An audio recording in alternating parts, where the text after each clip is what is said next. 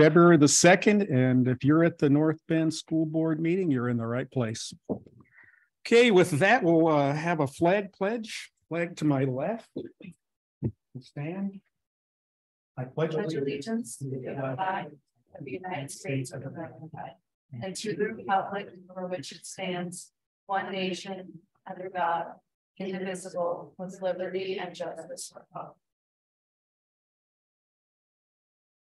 Hey, thank you for that. Roll call. Let's see. We have Mary Schilling, Julie Thies, Christina Simpson, and myself, Jim Jordan. We got 4. We got a quorum. And Steve won't be with us tonight, Steve and Ryan. Item 2, approval of the agenda. Is there a motion to approve the agenda? Go ahead and make a motion to approve the agenda as presented. Second. Okay, we have a motion and a second to approve the agenda. All in favor, say aye. Aye. Aye. Okay, 4 ayes. It passes unanimously. Item 3, board vacancy. Dr. Eric Gleason has resigned from the North Bend School Board effective 19 January. I'd like to thank Eric for his contributions to the community, the students. Although I did not always agree with him, I did enjoy having him there for the input. So wish Eric well in his ventures. So the board is declaring a vacancy in the North Bend School District 13 board member position number 7. And the board will determine the procedures to be used in filling the vacancy. The board may begin a replacement process and select a successor. Is there any discussion?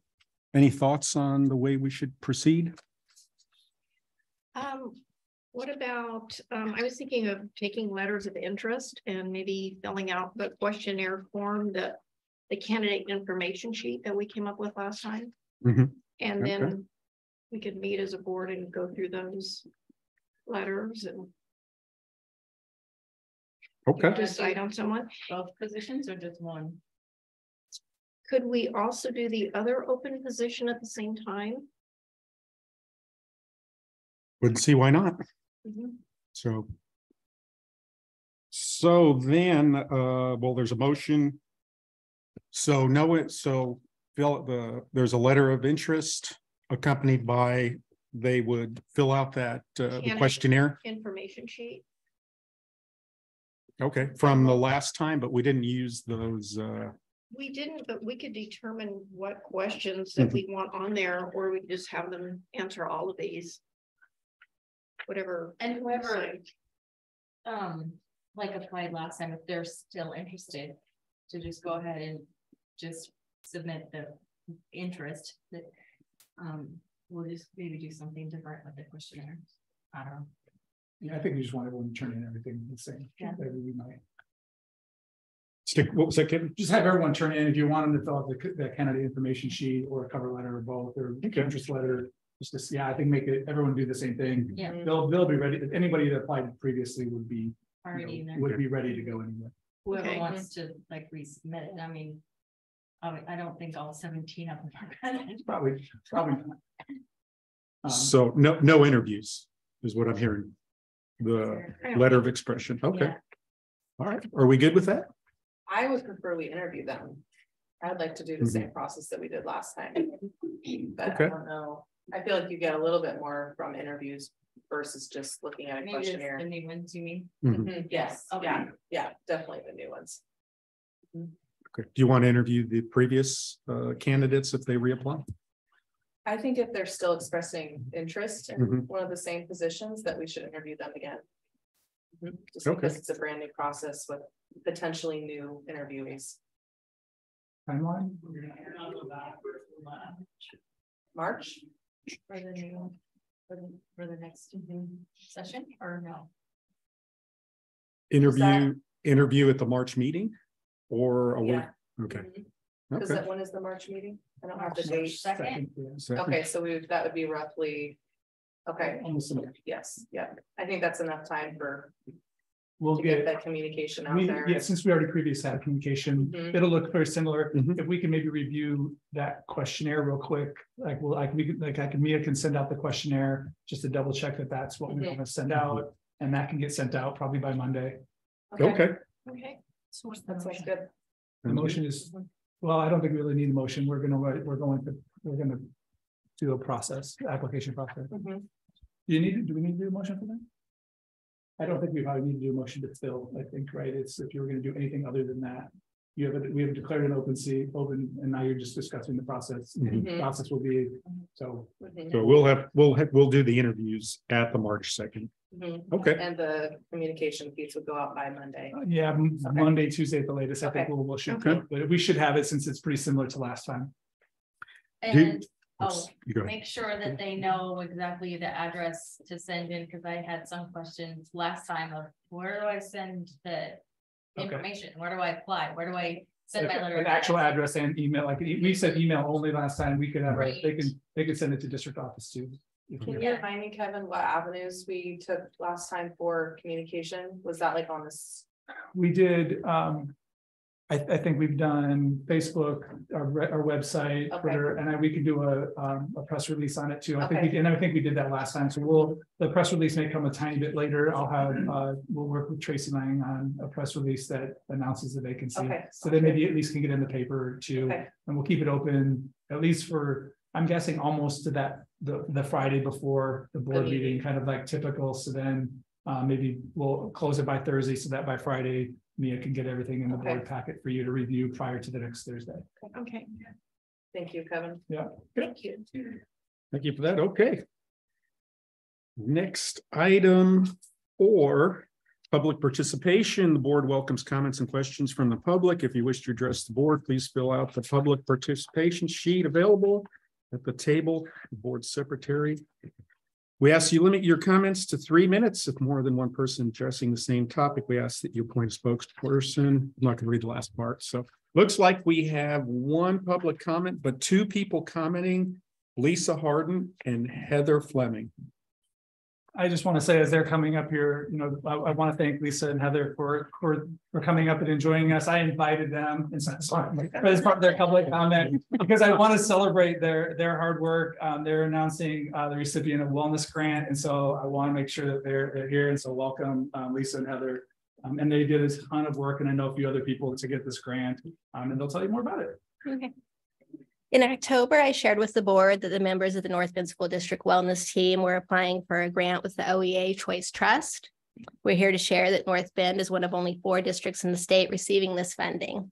This grant provides $100,000 over the next 5 years to use for employee wellness programs. We're combining these funds with another $10,000 grant from our district's insurance provider, MODA, to provide chair massages, fresh fruit, periodic healthy staff lunches, social opportunities, fitness classes, and walking and water challenges to the North Bend School District employees this upcoming year. We'll continue to survey staff and change our program each year to meet the needs and requests of our staff. We're hoping this program will have a positive impact on the North Bend School District staff and their wellness goals. Did I hear that right? It was 100,000? Over 5 years Wow. Yeah, so it's like, Very cool. for all 25,000 employees, a year, regardless of their so- job classification. I think we're planning on about 21,000 of grant funds, and then there's some matching and in-kind funds from the district as well. So I think a total of about 48,000 spent this year. Congratulations. some of their feedback they were saying is it was one of the best grants that the OEA Choice Trust has seen. So Awesome. it's a really nice grant. You ladies wrote the grant? Yes. Nice. Thank you. Good job. Yeah, great job. Thank you. Way to advocate for your employees. Okay, agenda item 5, communications. 5A, board reports and communication. We have one more public. Oh. A late entry, Yeah, I came at the last minute. Raylan. Yeah, Rayleigh's cousin. Cousins. At Saunders Lake. My kids went to school here, been here over 50 years. And my husband pointed out to me that North Bend School District announced on Wednesday that they had increased in graduation rate, and that was pretty exciting. I was happy about that. And also that there was an increase in the identification of multiracial students. And I thought that was good because they did not feel afraid to identify themselves. And that the virtual academy had an increase of their graduation rate as well. And so anyway, I just wanted to congratulate our superintendent and our school district for this nice, success. So thank you. Appreciate it. Thank you, really. Thank you. Thank you. Okay, before we move ahead, is there any others? All right. Okay, 5A, board reports and communication. Silence. We'll move on. 5B, student representatives to the board, high school representatives. I'm back. Great. Lots been happening in our school. So winter sports are in full swing. We have over 150 students participating in athletics. Winter sports are basketball, swimming, wrestling, cheer, bowling, and equestrian. Spring sports are just around the corner. Spring sports include tennis, softball, baseball, golf, and track and field. Our equestrian team will ride in the South Valley meet at Oregon Horse Center this weekend.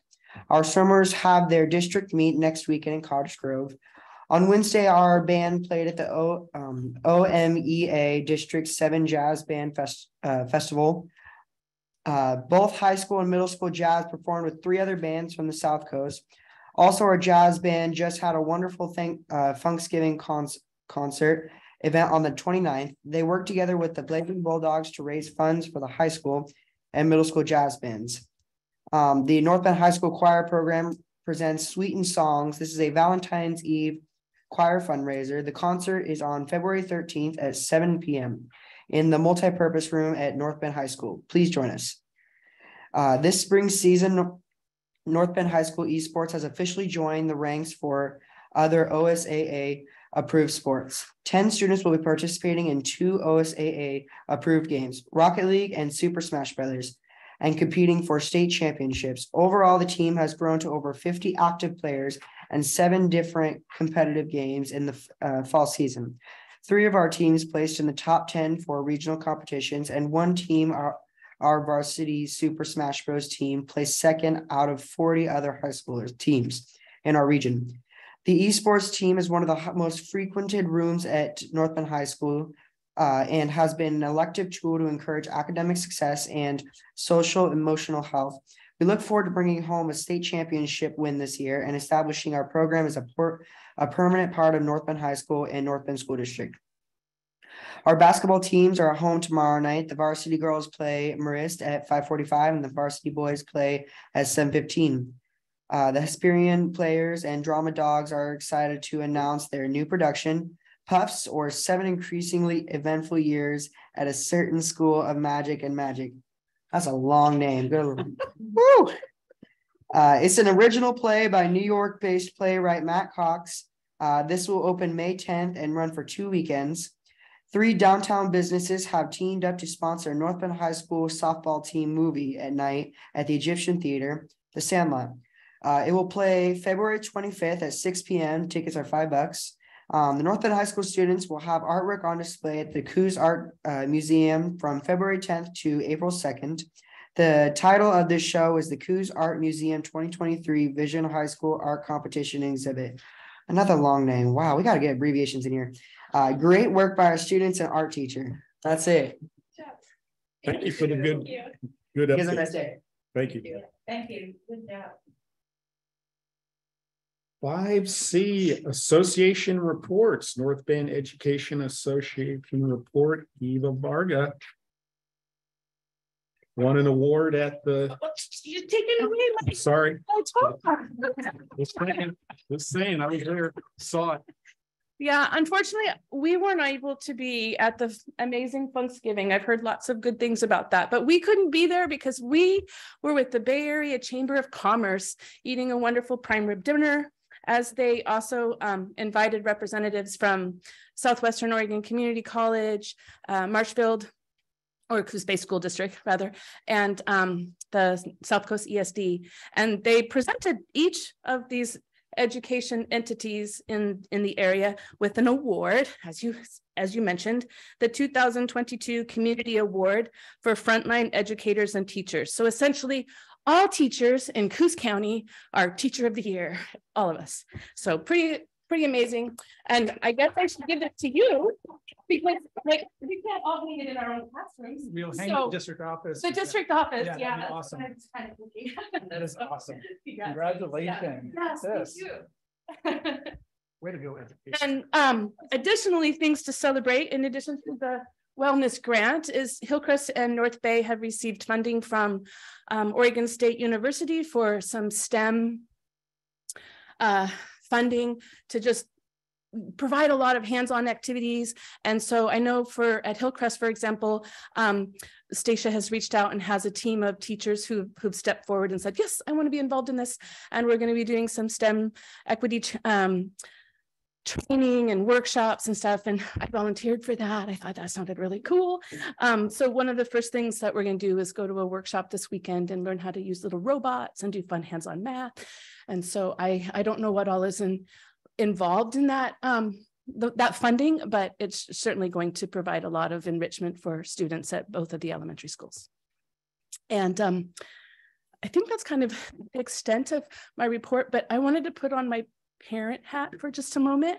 And so my son is going to be 18 on the 26th of February, and he is putting on his first full recital. It should be like an hour and 45 minutes or so of piano. He plays Chopin and Schubert, and I'm sure I'm gonna, oh yeah, Rachmaninoff and Schumann, Debussy, all the greats. And so he's doing this at Marshfield High School auditorium, huge auditorium. And he has been so very worried about how many people are going to show up. So I'm spreading the word.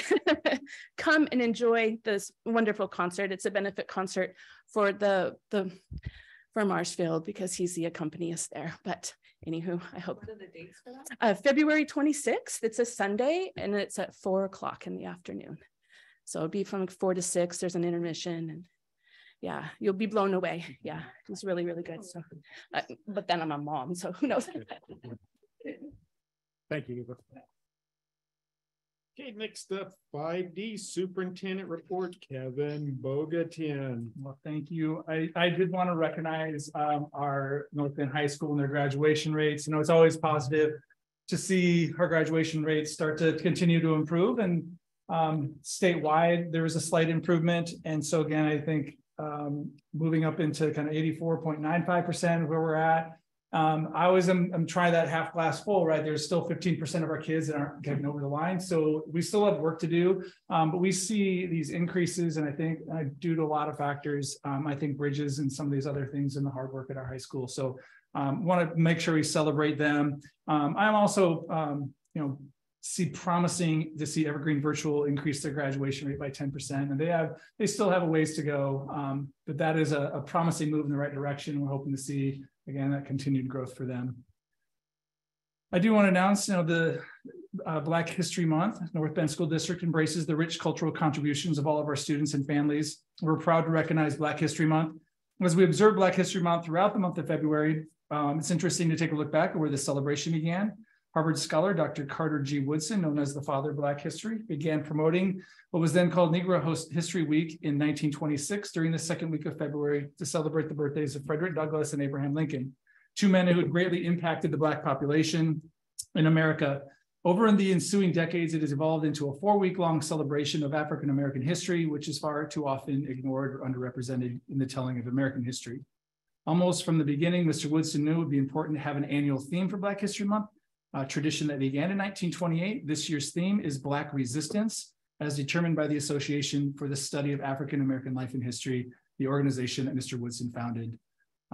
There's information on here that they can find on their website and additional at blackhistorymonth.gov. This month is also Career Technical Education Celebration Month. And so to raise awareness of the role of our CTE in preparing our learners for college and career success. CTE Month is also a time to recognize and celebrate the achievements and accomplishments of our CTE partners at the local, state, and national level. This February provides an opportunity to showcase each of our CTE programs of study on our website and social media. We'll be looking to share stories about our high achieving CTE learners, exemplary educators, and impactful partners that are a positive influence in CTE. We invite you to take some time this month to reflect and celebrate with us. This week, Governor Kotek released her proposed budget for the 23-25 biennium.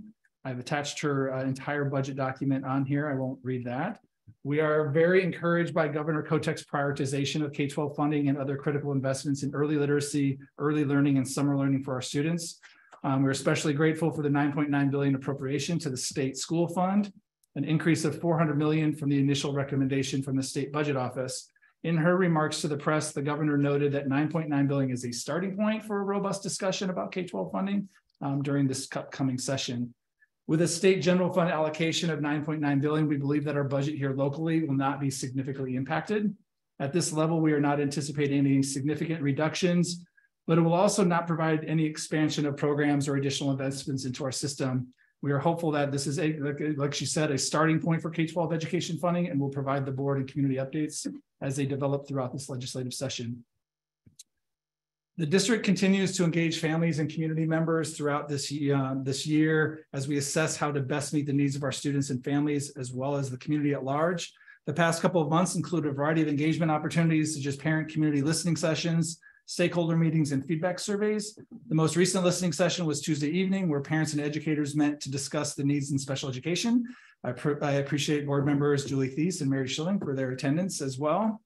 In past school and district communications, we have shared opportunities with the North Bend community to participate in a parent guardian feedback survey. That survey was sent to all of our staff and parents and can also be found on our website. As of Wednesday afternoon, we received more than 200 responses. That survey is available through the end of the day on Monday, February 6th. As we finish up listening sessions, we'll be bringing a district-wide team together to review needs that have emerged through our data collection, survey feedback, and listening sessions. The integrated guidance plan will be presented at the March 2nd board meeting, and we hope to have it available to the board and online for community review by Friday, February 24th. There will be an opportunity for public comment specifically in the integrated guidance plan as part of the March agenda, in addition to regular public comment portion of that meeting. And one more thing, immunizations are required by state law for children and students in attendance at public and private schools, preschools, childcare facilities, and Head Start programs in Oregon. Nearly every facility that provides care for a child outside the home requires immunizations or a medical or non-medical exemption to stay enrolled. If your child is not up to date on required vaccinations for the state of Oregon, or does not have a valid exemption on file, they'll be excluded from valuable instruction time beginning on February 15th, 2023. The best way to ensure your child receives up-to-date immunizations is to schedule an appointment with your child's primary care provider. Appointments do fill up quickly this time of year, so please schedule appointments soon to ensure your student is not excluded.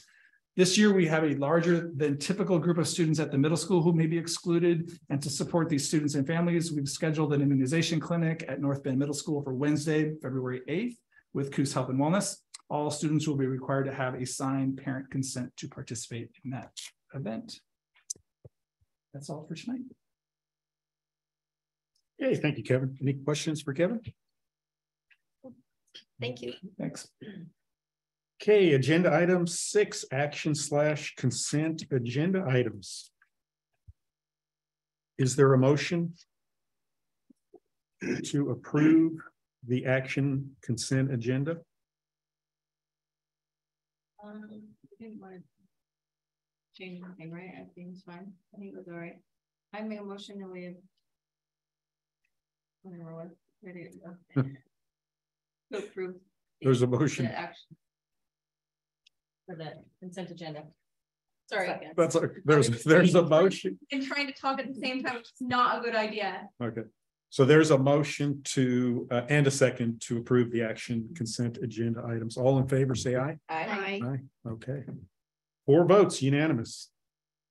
Item 7, Evergreen Virtual Academy contract renewal training, information only. So we have contracted with the Oregon School Boards Association to assist us in this our charter school renewal. And so we've invited Kristen Miles to join us tonight, and she is joining us via the World Wide Web from somewhere in space. No, from, I don't know where she is. She can I'm in tell you where she is. Tualatin space. She's not here. She's going to be here virtually. And so we're going to wait. Chris and I see her on there. They can't quite see you yet. I think we're waiting for it. She's been waving at us. Oh, she's been waving. Yeah. We're waiting for it to show up in the screen here for our audience here, Kristen, and then we'll get you audio check. You have sound? I do. I can hear you. Can you hear me? We can hear you. All right, you're on, Kristen. Okay. Hi, everybody. Kristen Miles from OSBA. I've worked with your board for quite a while, although I haven't been down there in a while.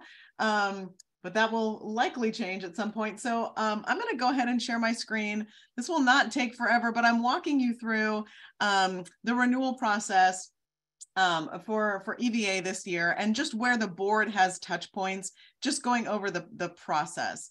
So I'm going to, second, it'll just take me, oh, I don't have screen sharing ability yet. Joe will help you. Okay, I'll wait a second.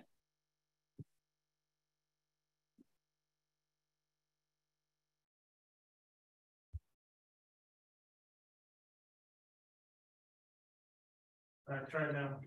Okay, got it. Let me do, hang on. And let me do a new share. Oh, what is it doing? Hang on. 1 second. It's not doing it right.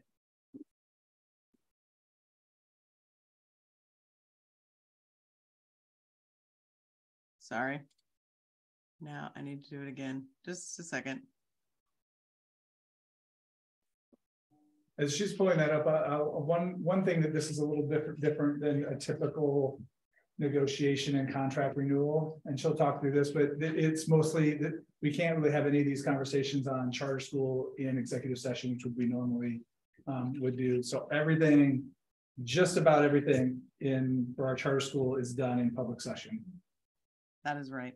Okay. It should be right now. Okay. So the renewal process, there are 4 main steps in renewal. And I'll go over the ones that the board has stuff to do with. So the first thing is that the charter school submits an intent to renew. All of these pieces are in charter law, and I've got the notation of the law here. Not super important for you to know. My job is to walk you through this. I've got, if you don't know anything about me, I've got about 15 years experience with charter schools. I was the director of the charter schools program at Portland Public Schools before coming to OSBA. So the charter school submitted its intent to renew, which it has to do. The next step in that is to have a public hearing where really the only requirement is that the public has some space to testify on the renewal of the charter school. That's all that's required. The district can make whatever it wants to out of that process.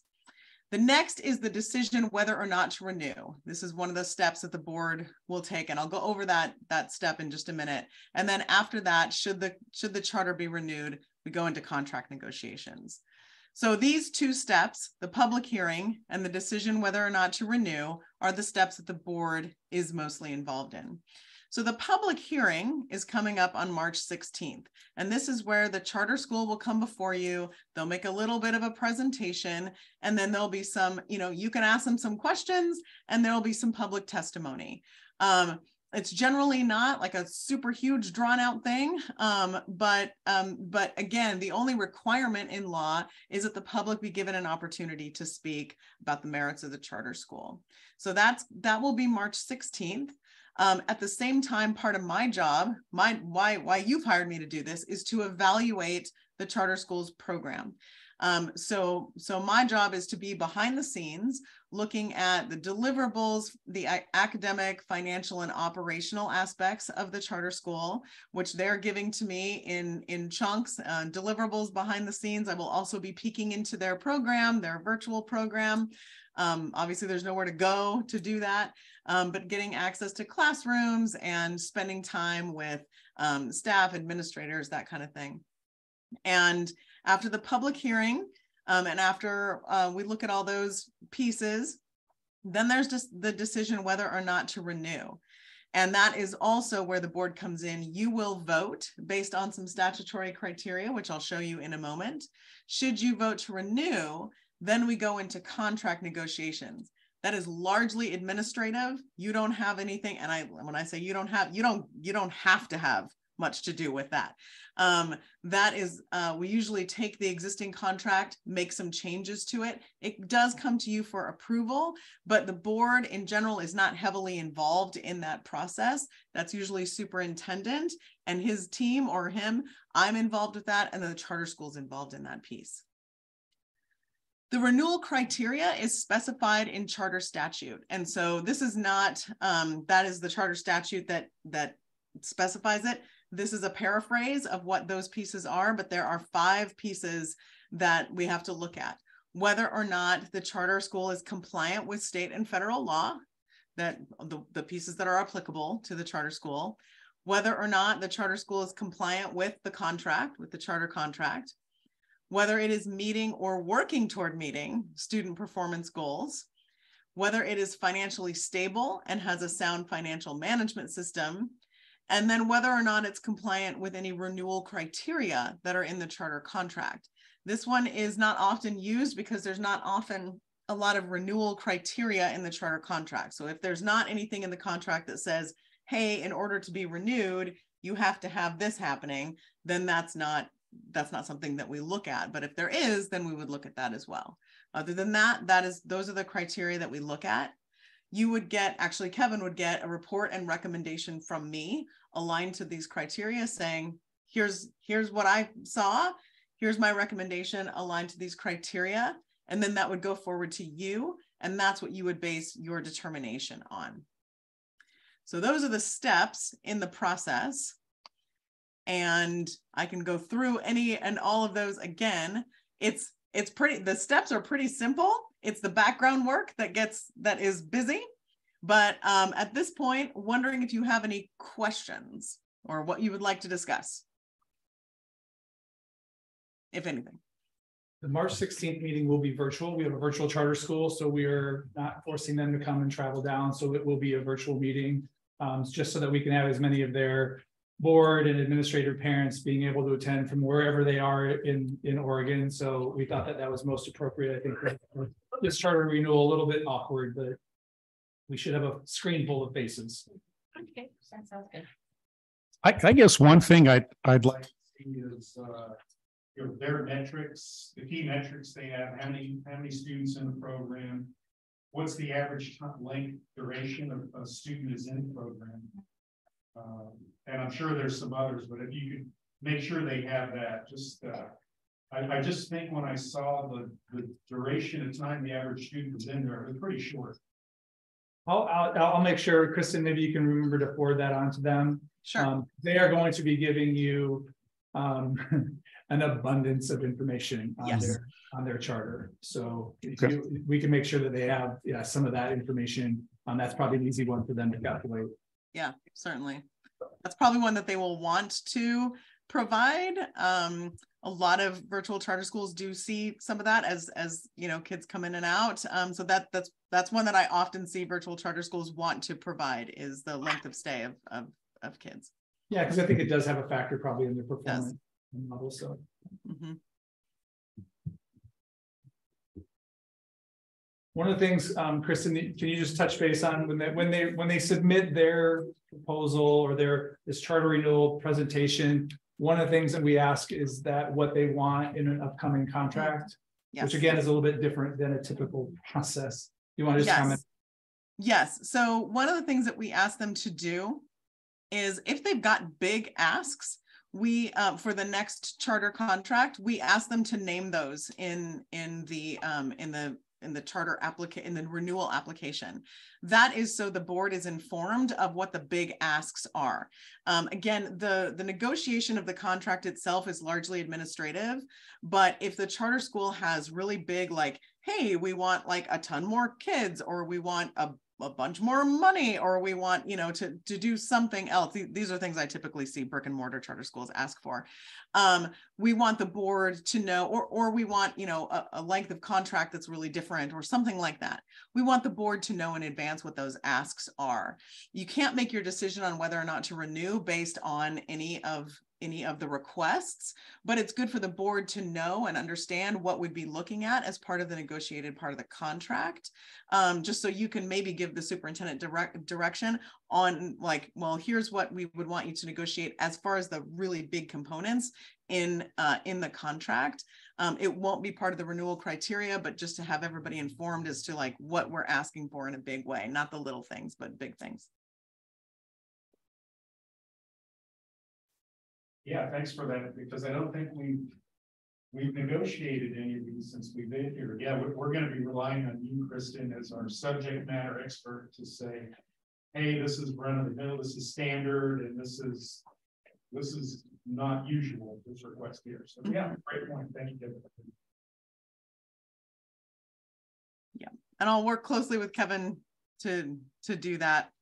There's sort of a pretty standard process that I follow to do that, and I partner closely with the superintendent always throughout that process.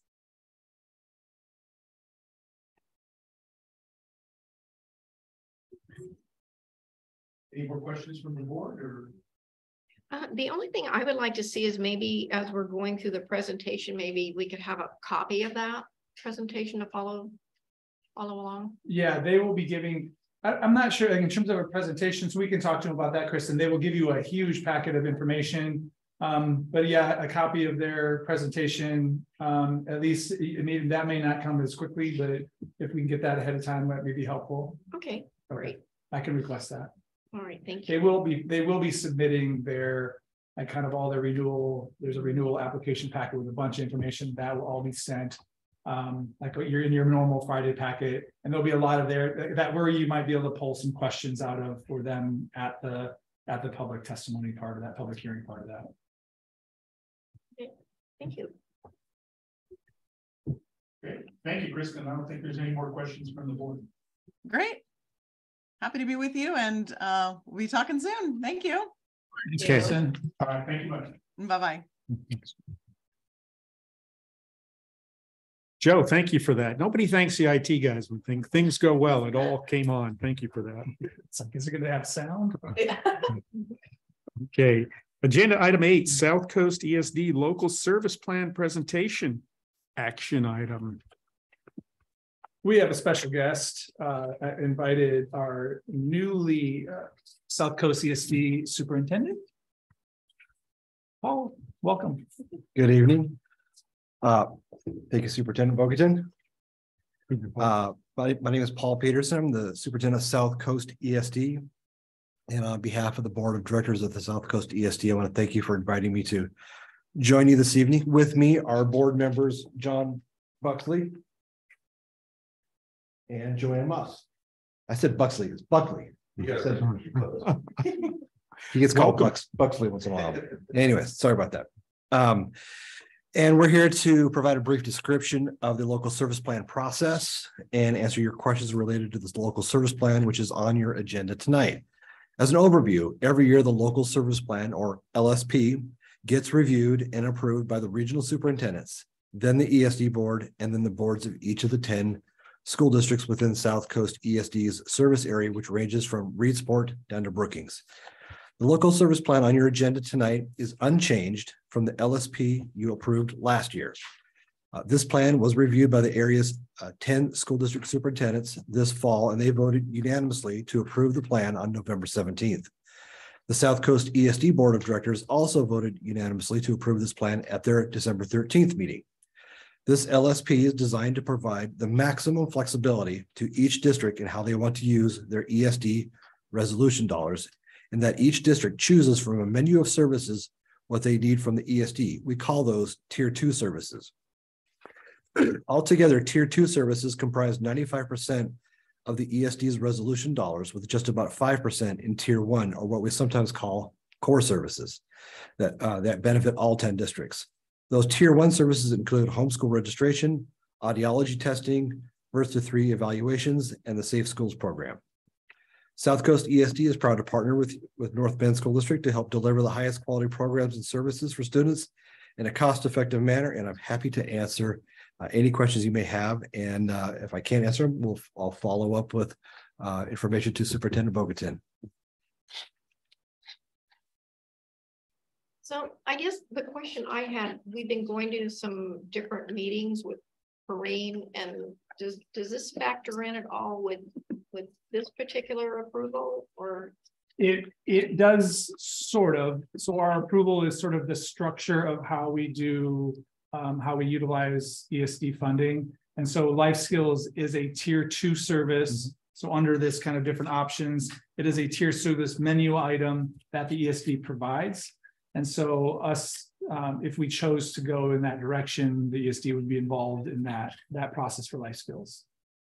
But so yeah, our approving this is really the structure of how we do that. One example of it, we would vote on something different if Life Skills, if they provided service to every district in our region, Life Skills would move into a tier 1 service, and it just gets structured differently. So that's part of this. And I know Paul has some experience around other ESDs, and this one is quite a bit different around the amount of flexibility that this ESD has compared to maybe your former one. Yeah, there's really the range of local service plan models through the state, where in some regions, all the districts that are part of the ESD have to agree on everything. That's one extreme. The other extreme is this type of plan, which really gives complete flexibility to the component school districts. So really all this LSP does is authorizes the district to be able to purchase services that it wants. But the 10 superintendents do agree on just a couple of things that are really just 5% of the overall budget.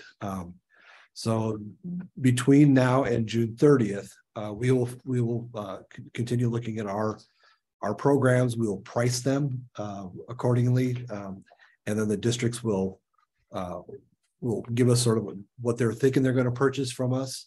Then we'll firm up the pricing once we kind of know the economies of scale, and then we kind of settle up our prices. And then the order form comes from the district to the ESD in June, and then we make sure we have personnel in place and programs and services ready to go in the fall. So it's really just a menu driven local service plan.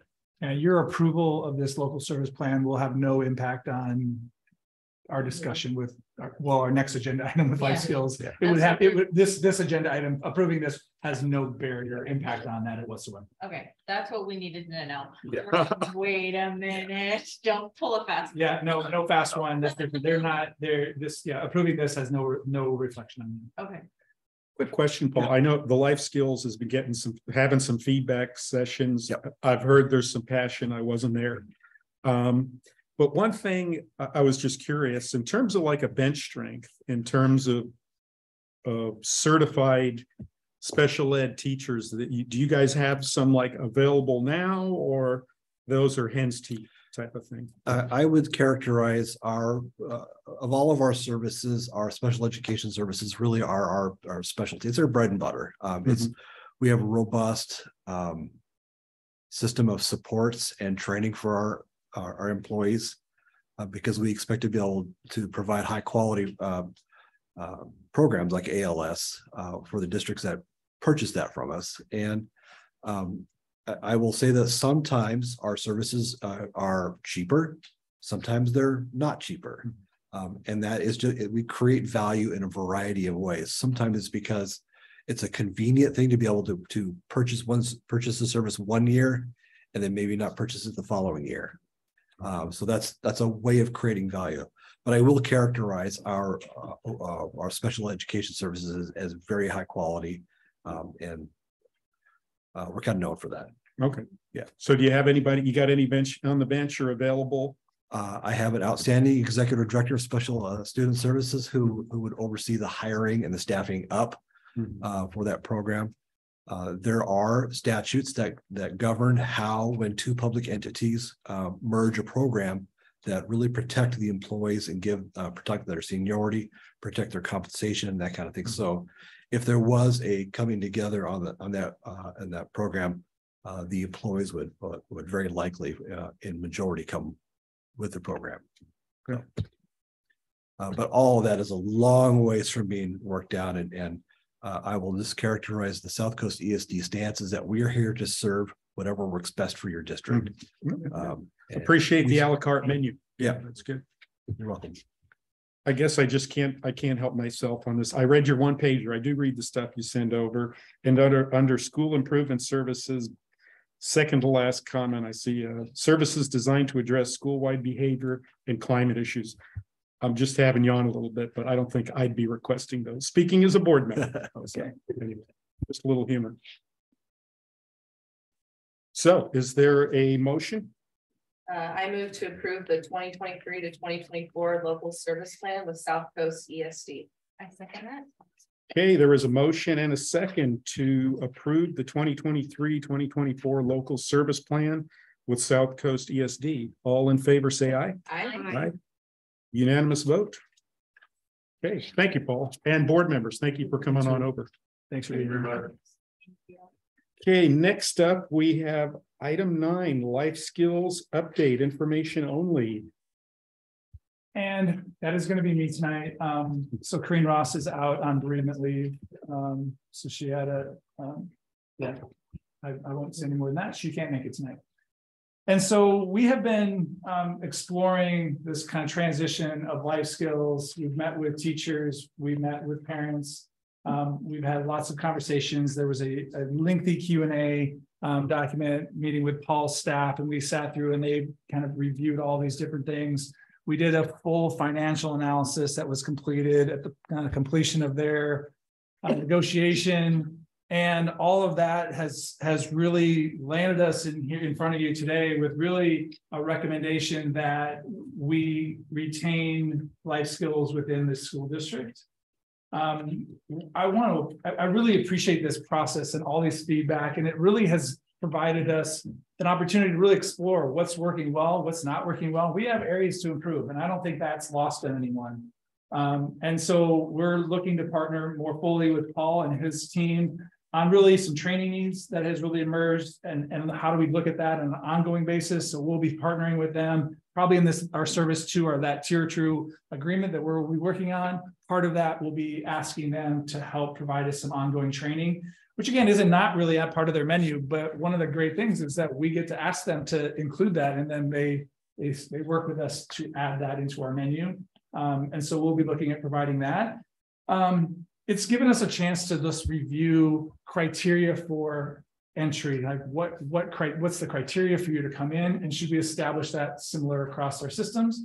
What do we do about students who don't quite make it into our programs? Those kids they have lots of needs, not quite enough needs to be served in life skills. So that has emerged as an issue. And so we'll be working on how do we better support. They call it at the ESD middle learning. Is that like a middle learning center? We sort of use that terminology. They actually have a structured program that uses that. So we'll be looking at what are those supports, training, how do we support kids better? At the end of the day, we looked at the financial side of this. I think I reported to you at one point that the total cost of this may be somewhere between $50,000 and $150,000 more. And we have really not gotten to like the actual what this will cost, because that was not the biggest issue to resolve. But then we looked at specifically how this would impact employees.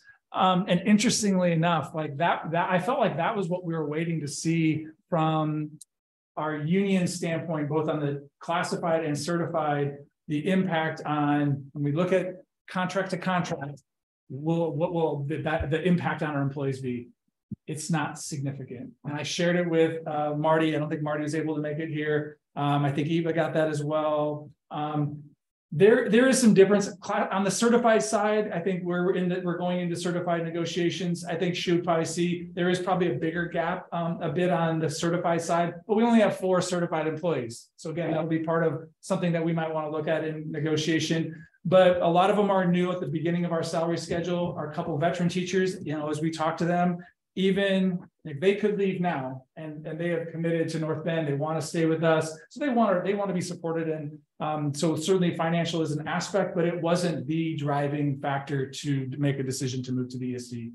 On the classified side, they've done some good negotiation, and I say we've also done some pretty well. You heard pretty strongly from our classified team last year, and I would say our analysis is saying is you did a pretty good job of negotiating that, or maybe put a lot of pressure on Paul's team to get to the resolution that they did, because it isn't significantly different. And we kind of hear different things around who gets paid what, but I think there's not significant differences as you look at the whole package. They have done some very interesting things around benefits and made some big changes.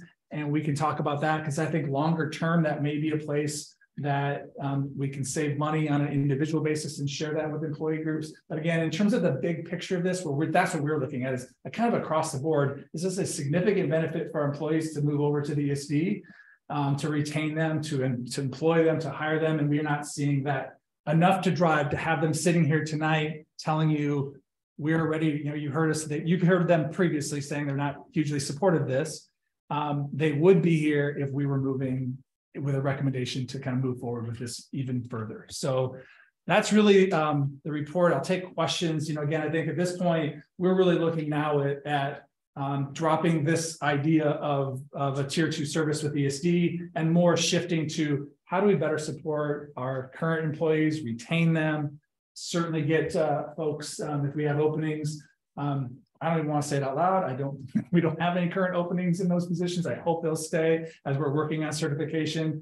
And I'll take any questions. And I guess Paul has been really instrumental, in his team in really sitting down with this. I mean, I don't know how many hours his team has spent really helping with questions and pondering through the impacts that this would have. And because it's a pretty significant ask of the ESC to take on a school district, the second largest school district in our region, for them to take on a big program adjustment. And so they took it seriously. They answered a bunch of questions. We're ready and willing to take this on if we want to move down this pathway. So I do want to appreciate Paul and his team. And they have a new special ed director coming, or returning special ed director on board that has experience in life skills. So we're excited about that. I think we'll offer some ongoing support for us. So I guess I'm happy to hear some of that. I just wanted to make sure that the teachers are going to get that help that they were asking for, and additional training and that type of thing to be able to do their job well. Yeah, I agree. And I think that is a big learning out of this, and what does that look like, and how can we provide that? And I think we have heard the ESD really willing to partner with us. And again, that was an area that we hadn't really explored as much in the past. And so our next agreement with Tier 2 will definitely have that. And for not just for certified, but all of our employees, our classified group as well. I guess just two feedback things I've heard was probably came out in the session a couple nights ago, was continuity of teachers is a big thing. And then I think also, in the elementary school, having kindergartners and fifth graders together is not optimal. And it's maybe a K through 2 and then a 3 through 5. Yeah, we did get that feedback. We will, it's funny, I just added that to our leadership team agenda. So that came out pretty strongly from well, I think I've heard it pretty strongly from teachers and parents. Mm-hmm. Not every parent. So I don't know. I am sure we're going to get some that whatever plan we have will be upset about a change. Mm-hmm. But I think it's something that we will take a serious look at. I'm not used to a K-5 life skills program, even my own experience, and it is.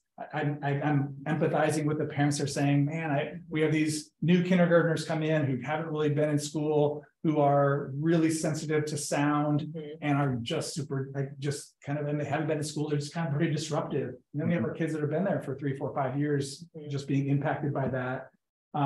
It's significant. So it's something for us to look at. I don't know if we don't have a plan to present to you at this time, but I would expect we'll be having those conversations here in the coming weeks as we prepare our budget for next year. Yeah, I'm sure there's pros and cons, and if you make Hillcrest K through 2 and North Bay 3 through 5 or something like, or if there will be some options to explore about, do you do them at one school so those teachers mm-hmm. can partner, you have some flexibility moving kids. And that would be one. It adds in if we're going to separate them at 2 schools, you add another transition for a group of kids and their friendship group. Mm-hmm. And relationships. So there's pros and cons of at one, if I move out of North Bay to one and they have both programs at one school. And we just kind of combine them at one school.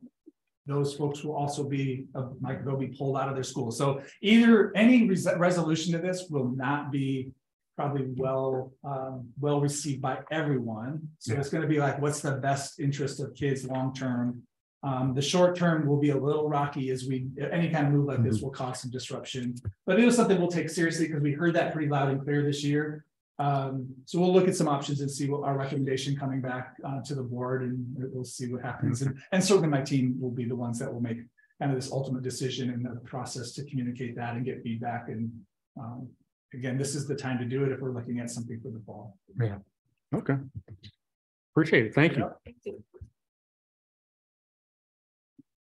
Okay, item 10, first read policies, information only. Item A, IGBAF-AR, special education IEPs. I can talk about this if you'd like. Thank you. So IGBAF-AR is our administrative regulation. So this is required language change or required language addition. They added a section into this administrative regulation. It's individualized COVID recovery plans. And Corrine, our special education director, has already been doing this. Last year, they already developed individualized COVID recovery plans for all of our special ed students. And they did a lot of work for this already. So this language is kind of coming a little late. We've already done this, but the language is coming from the state that it is required that we do this. So our SPED department has already done this, and now we just need to show that this language is in our policy. Okay, thank you, Mia. No problem. Next up, agenda item 11, second read policies, action item policy IK, academic achievement. So this policy was brought to you on December 15th, 2022 for a first read. This was reviewed by our curriculum director, Tiffany Rush. Again, this language that was added was required language from the states about academic achievement. There's only a couple of lines, and then we had a couple of choices to choose. For example, in line 1, parents and students will or may, and we've chosen will be informed at least annually of their students' progress. And that is about it. There's really only 2 sections that have been added to that policy. Tiffany, should we vote for this? Okay. Okay. Yes, please. All right. Is there a motion to approve the second read policy, academic achievement? I'll go ahead and make a motion to approve the second read policy IK, academic achievement. Second that. Okay, there's a motion and a second to approve second read policy IK, academic achievement. All in favor, say aye. Aye. Aye. We did it because Tiffany said so. All right. Thank you. Thank you. Okay, item 12, board comments. I do have a comment. There is right now in the legislature pending Senate Bill 767 for parents and constituents that are interested in charter schools. For further information, you can log on and look at Senate Bill 767, or you can contact Senator Dick Anderson, who is on the Education Committee. I'm sure they appreciate the feedback. Okay, thank you. All right. Agenda item 13, information only, board work session 2 weeks from tonight, February 16th. You guys go ahead and email me if you have any topics you'd like to see covered. Okay. And then 10B, we have schoolhouse supplies list. And then moving on. Oops, sorry. So that was ordered for all the schools and it's distributed out to all the schools. Thank you, Mia. All right, with that, item 14, we're going to close this open session.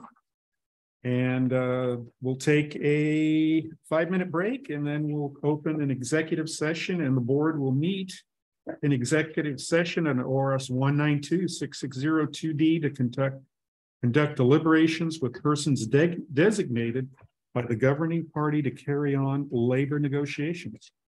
All right, thank you all for coming.